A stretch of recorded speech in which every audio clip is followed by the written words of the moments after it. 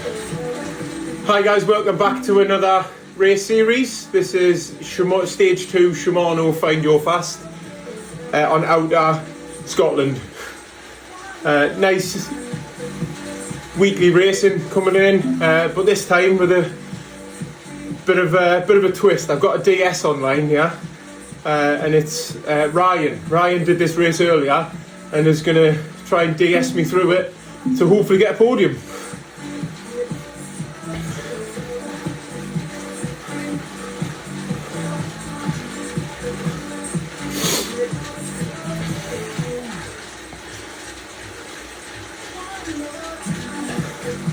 That is the game plan, but in a phrase you learn in the army, no plan survives first contact.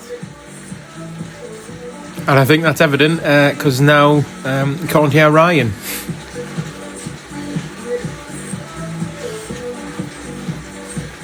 So like I said earlier, Ryan rode this earlier today, knows the route, knows how his race went, and he's talking me through a rough game plan and when I'm going to attack, when I'm going to sit in. Yeah, and I'll sit in as much as I can. For those that don't know, Ryan can't hear me very well, but I can hear him perfectly.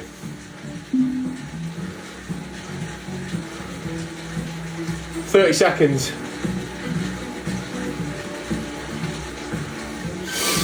Cheers.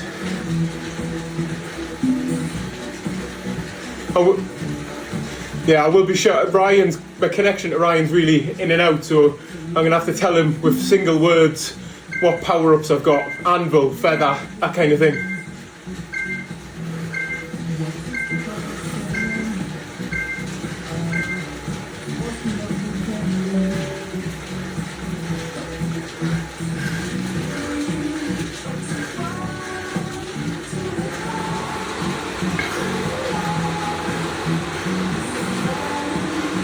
Oh, bit of an anticlimax, started off quite slow.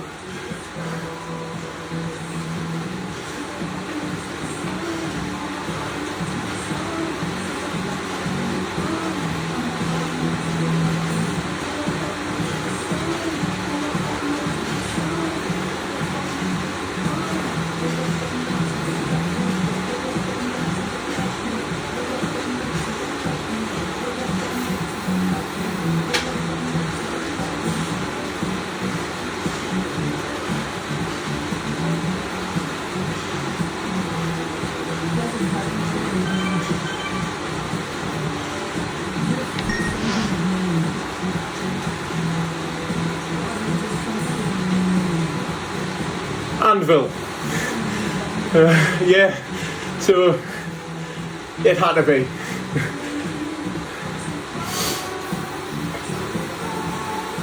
So at this stage, Ryan's telling me that don't worry about it, keep a hold of it. He'll tell me when to deploy it. It'll probably be on the downhill following that first climb, and hope that we get the feather on the next one.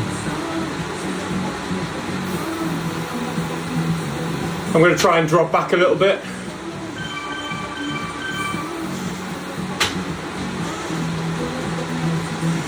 Yeah.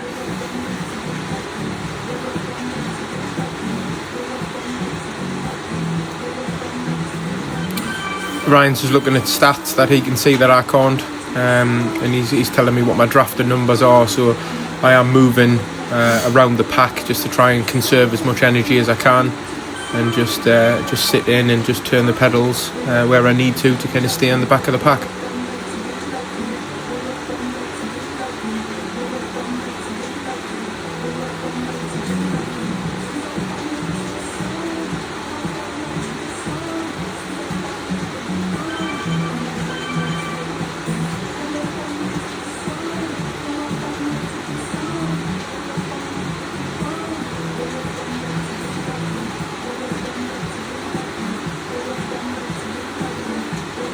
Yeah, I think we're coming up to that now.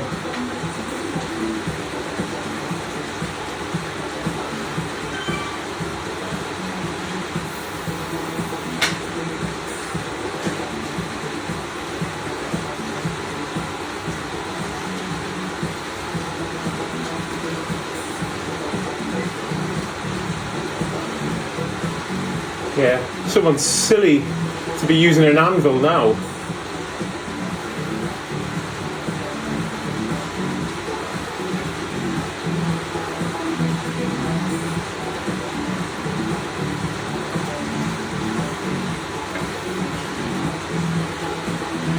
Yeah, seen.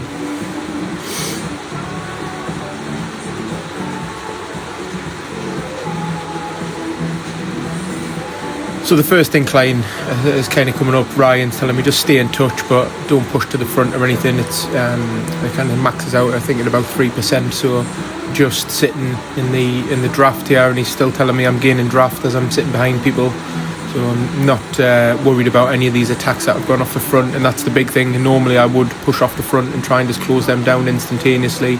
But actually listening to the DS all the way, he's telling me to stay where I am and just keep turning the pedals, and the pack will bring it back.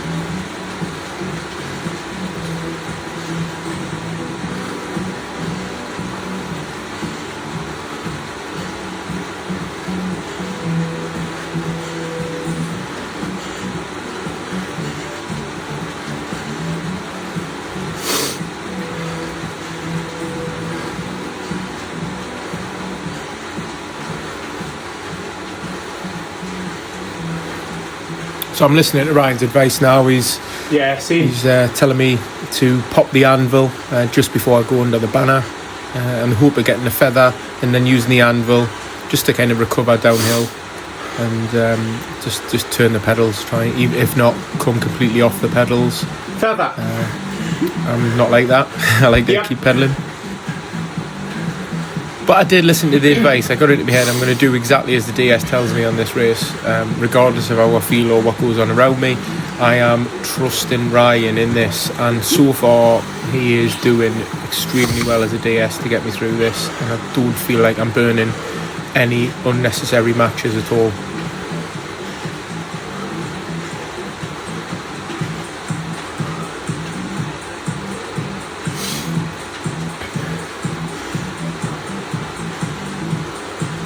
So because he's watching the race and looking at all the stats at the same time, he's telling me what the two off the front are producing, and it doesn't look like they're putting the kind of numbers out that'll forge a breakaway. They're just sitting off the front, so that's not worrying me too much at all, and I'm just sitting in. There's a big enough pack here to try and rein that back in, so I'm just sitting in, chilling, and I was really pleased that I did get a feather on the last banner, which will probably get used very soon.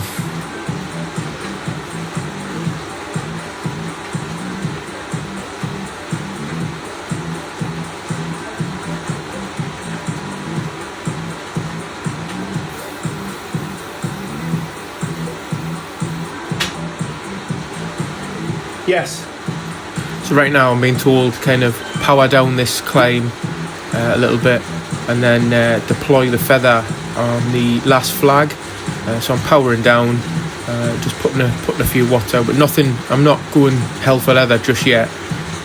And then I'll pop the feather at the flags, and I'm out the saddle to kind of close that gap as soon as possible. But I've slingshotted using that downhill, as Ryan was telling me. And I've used hardly anything to get over the top there, and then I just kind of sit up and let the rest of the pack close in on me, and I've not really expended too many watts or too many matches just to kind of sail back over the top. That wasn't an attack, that was just kind of closing that down, and that's something that Ryan did earlier today, so that was a really helpful tactic to learn throughout that.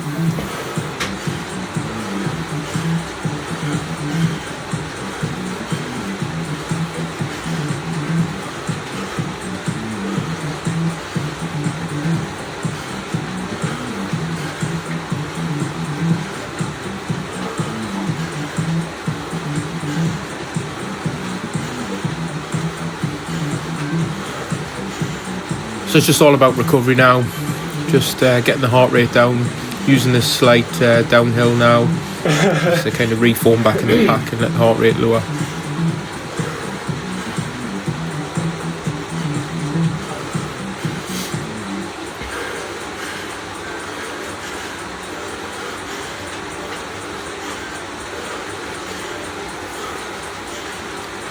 Just trying to stay with this group, not put too many watts down, but just not get dropped off the back.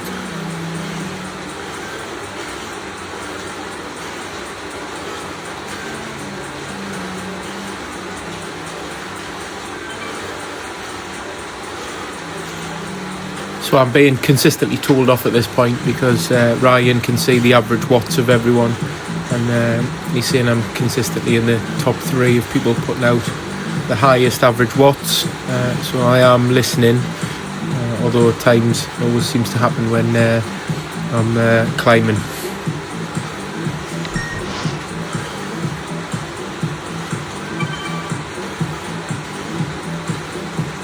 Anvil.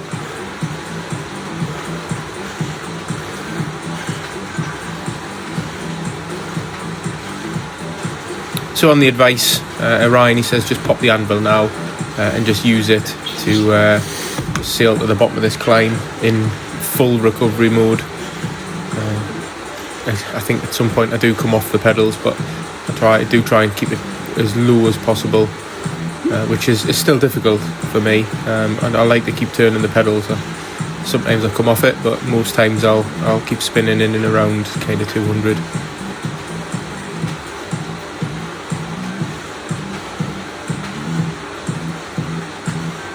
Yep.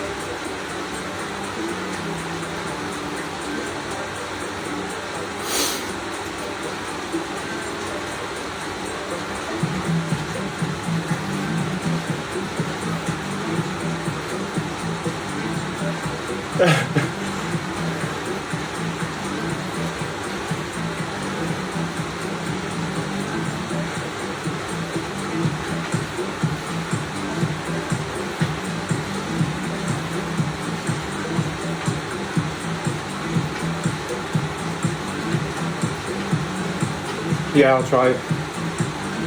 Bit of soft pedalling, hopefully. So we're just talking about me recovering on the build up to the Clyde kicker, which is coming up, which you kind of see the kind of KOM banner thing. But that's a climb I'm familiar with. I went up it 8 times on Monday, so I know how to get up. But Ryan's gonna DS me up it just to make sure that I get up as efficiently as possible.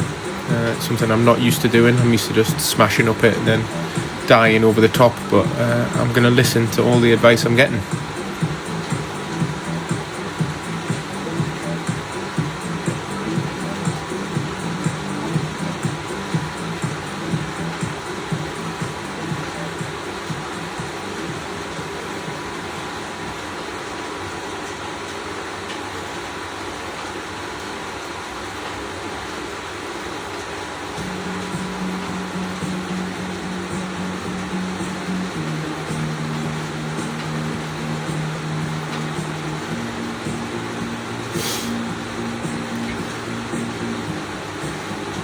Again, someone's gone off the front. They're not really pushing big watts. I'm just making sure I can drift back, just sit in the pack and chill out again.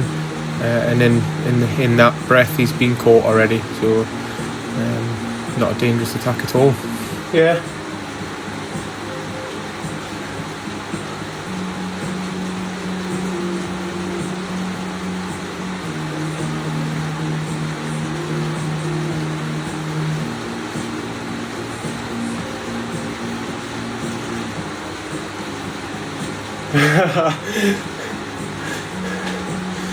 Yeah.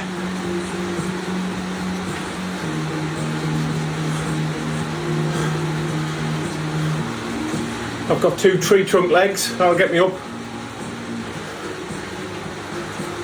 Yeah, so Ryan's just said, unfortunately you've got no power up for the clay kicker coming up, but my as I said, my tree trunk legs are the things that get me up it.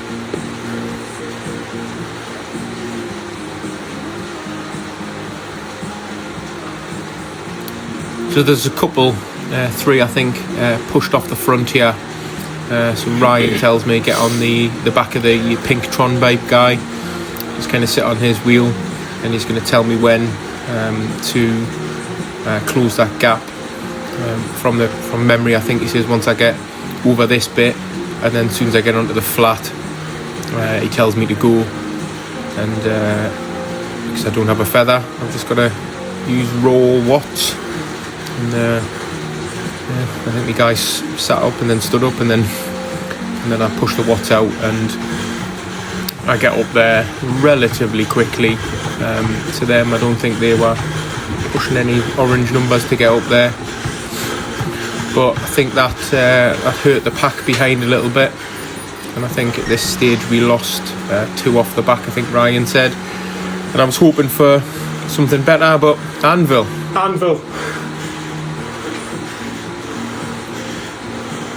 On advice again from Ryan, he says just pop it now, it's not needed, go down this and then just power up this next climb. And as I do, I close in pretty quickly to the guy off the front of the pack, but I'm actually not expending that much energy doing that, because I've just kind of slingshotted using the anvil down that hill, as Ryan was telling me, and it was a tactic that worked really well. And this bit's kind of just slightly rolling before another descent.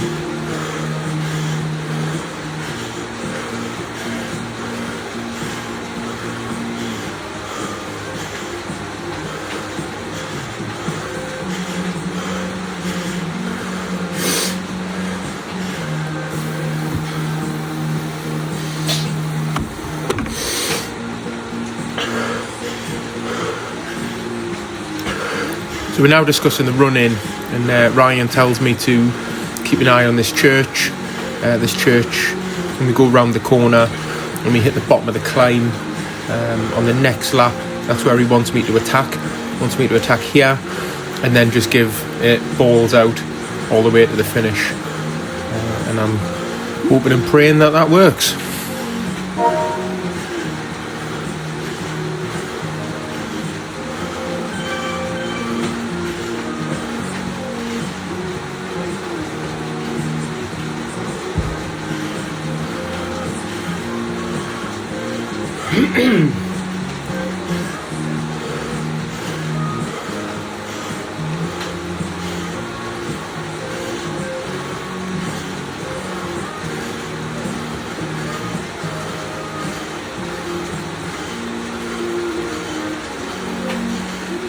It's good to go under the banner now for lap 1, and we kind of route complete, 1 lap done, and we now kind of have a baseline of what's going to happen for the second lap. And as you can see, I got an anvil again.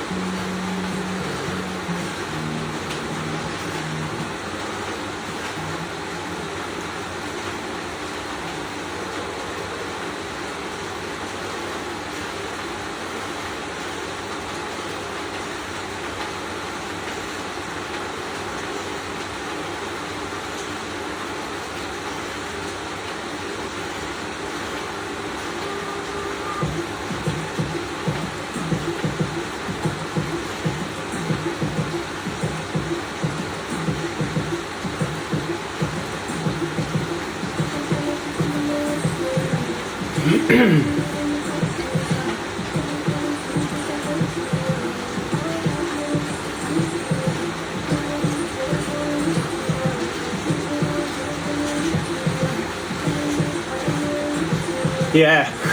So I didn't mention it before, but one of the things Ryan kept saying throughout all of the DSing is this is quite a spicy group, and it just seems to be attack after attack after attack. And he's not wrong, but I just somehow don't feel that they put enough in to kind of get away.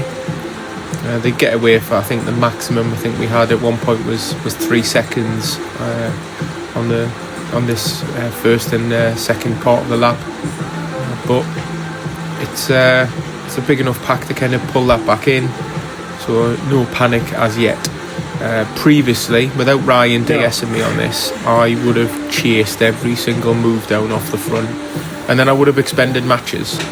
But what he is telling me all the way around is what my battery is. So he's looking at some different stats than what I'm looking at, and he's telling me that my recovery's really well, and my battery's one of the highest out of everyone that's in the group. So it's a confidence that you don't realise when someone's saying, look, you've recovered already, just deal with it, and you get back in. And similar to the last one, he's just told me to just close the gap, follow the wheels of the pink Tron, and he kind of just gradually close them back in without having to put any ridiculously crazy watts down to sprint to get onto the back of them. So we close that attack down in 20-30 seconds. But then small groups do form from time to time, and you've just got to be careful that you don't get sucked into a group that gets detached and it's too big of an ask to get onto the next one.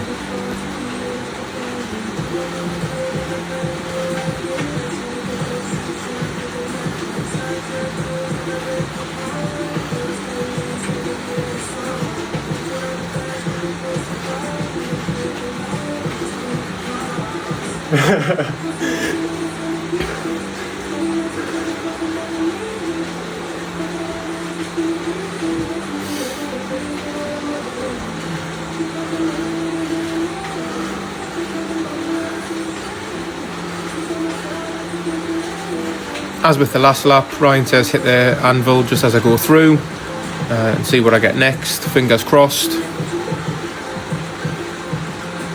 Another anvil, right. At this point I've had more anvils than a blacksmith. Anvil.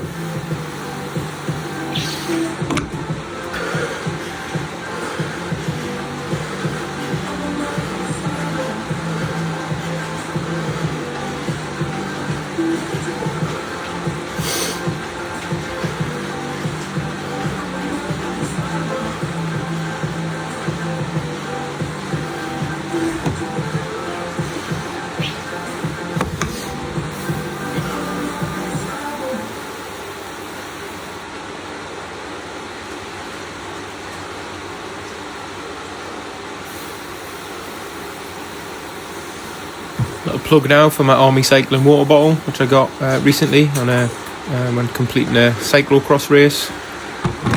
Something I've never done before. The lid wasn't on properly, so I nearly splashed it all over myself, and in doing that just slightly detached from the group a little bit when I was kind of soft pedalling, so I just got to make sure I don't fall too far back, because we are on the second lap and we do have a slight little climb coming up. But again, Ryan's telling me to slingshot up them, so he's going to tell me when to deploy the anvil and then power up the other side.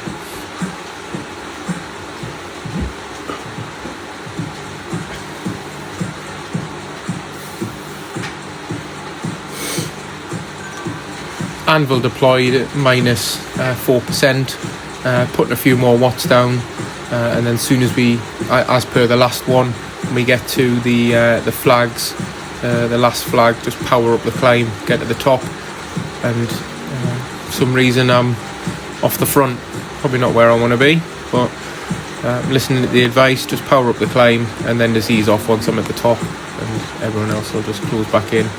And I've expended kind of minimal energy using that anvil as a slingshot, and I wasn't out the saddle or anything on this one, so it was It was nice saving matches, saving that battery, as you keep telling me, Ryan.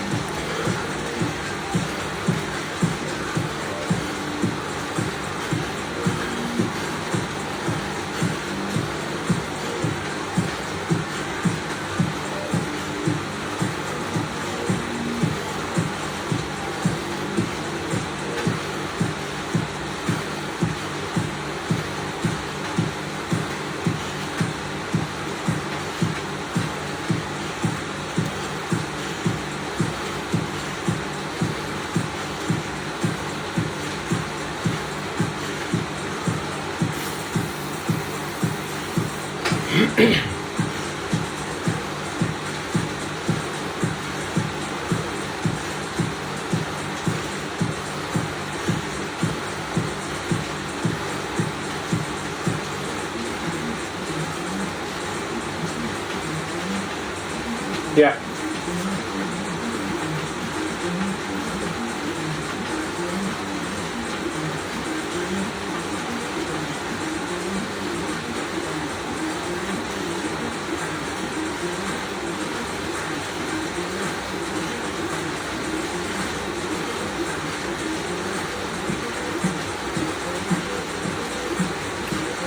As I close this round this bend, another attack kind of goes in.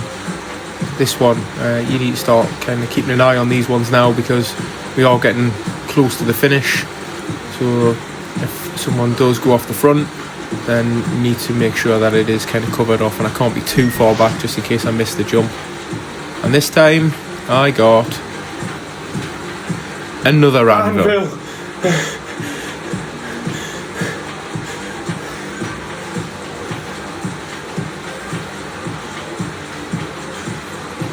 So the same guy's off the front. This is like the third or fourth time. Ryan said it's the same guy. It keeps going off the front, but this time he's seeming to pull a few more seconds out of the rest of us. But we, again, just start working together as a group. I think at this point I do go to the front a little bit and make sure that I am ready to jump on the wheels of people that are closing it down, just in case it causes forms a pack.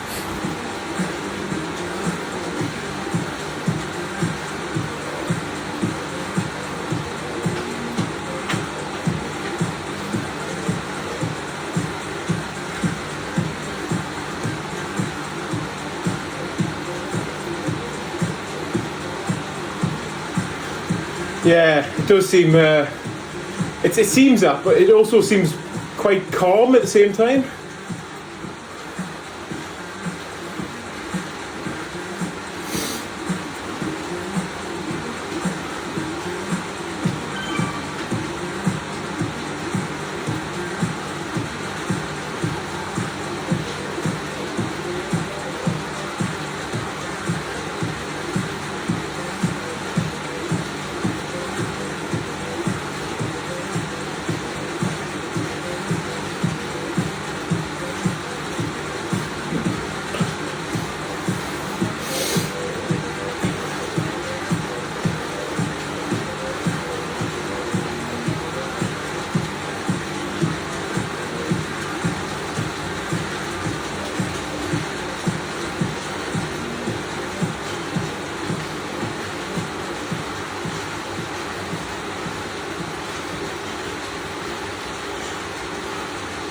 So like I worried before, splits are starting to happen. There's a couple of guys up the road and there's some people joining on. 4 or 5, if not 6 there, could be quite a dangerous breakaway if people decide to work. So Ryan tells me, put some watts down, get closed in on them. I did stop pedalling for 1 second there, but that's because I'm starting to sail up to them at over 600 watts, so I just didn't want to go too far into the red. And then as I got to them, everyone seemed to kind of sit up. I think one person comes through in a minute, Kelly, and goes onto the front, but no one kind of follows. And with that, there's Kelly going through now. No one jumps on and makes the move stick. They're just kind of happy. So the rest of the pack closes in, and the move's already gone before it started.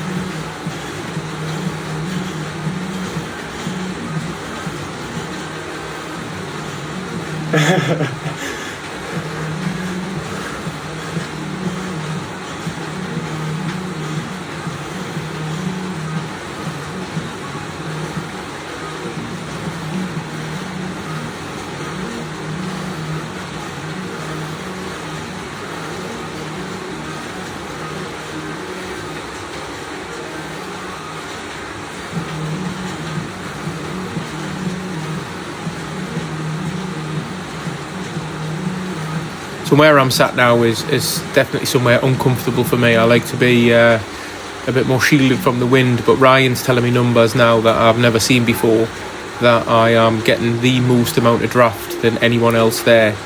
I do feel like I'm too just far not back. expelling any energy. So I'm quite content, but then obviously I do detach slightly, so he tells me to get back on.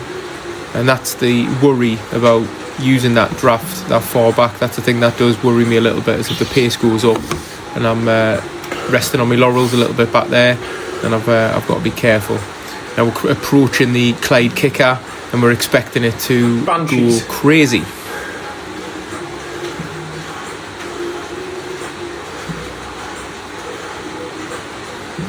So as with the last lap, Ryan wants me to just sit on normal for this one, for this first part of the climb, and then when I get to the next blue plateau, before the orange and red incline, to then go then.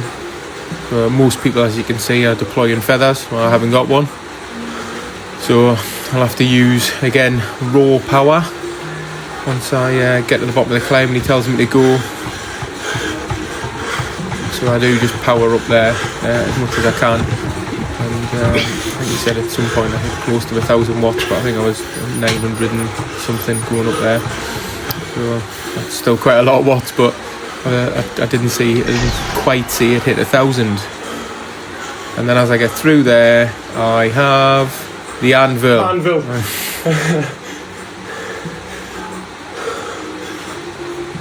So the plan laid out by Ryan was, once we hit that church and we go around the corner to the incline, was to hit the feather if I got one.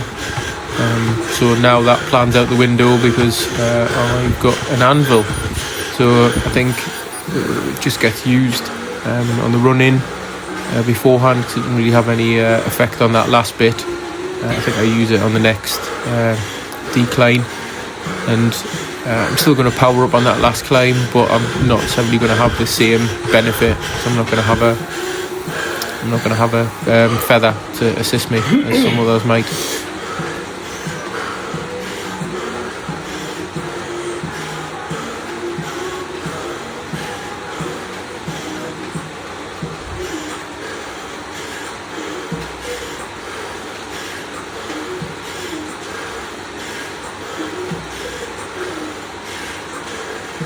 So approaching the church now, making sure I'm close to the front, and then as you can see, some are already deploying their feather, and Ryan's counting me down, and he tells me go.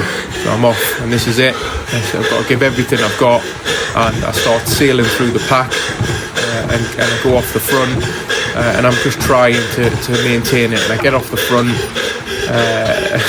tells me to get over to the left hand side of the road, just to kind of use the steering as best I can, and I keep pushing. This time I have to get back into the saddle, but there's people behind me. I've got a 1 second gap, but they're putting 12 watts per kilo out, and I'm 1 second from them, just trying to hold them off as best I can. Somebody has already gone off the front on the Clyde kicker, and then as we're crossing the line, I get caught by 3 other people and finish 5th.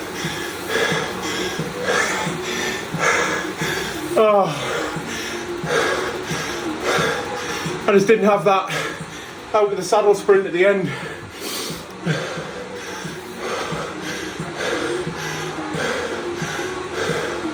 Yeah, that's why I'm normally 300 metres in a sprint. 5 probably just a bit too much.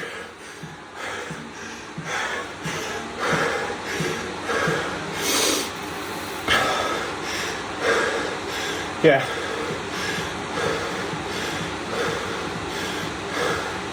Yeah, I think it was just before.